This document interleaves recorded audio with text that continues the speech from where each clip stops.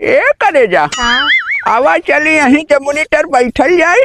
अच्छा मिजाजी मिजाजी बात होई ठंडी तबे जाई। चला बैठा। अरे बैठा। अरे ये क्या है? काहे हर बार जाती हो? अरे हम सनी त्योहार बैठे था।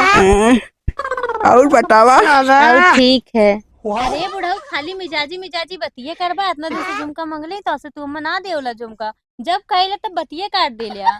झुमका मांग के गोरिया लंबा झटका मारे ए करे जा झुमका भर के ना रहने ये 5G मोबाइल लाल है तोरे खातिर 15,000 का।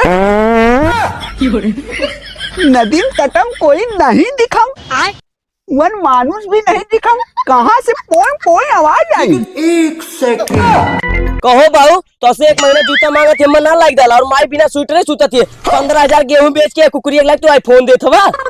चला यार तो माइस कहीं ना नहीं तोड़ैया भाई तो तो कहला ए बात सुखाई सुन ले। अरे सुखाई ना सुनी है। अरे सुन ले तो सर की माई है।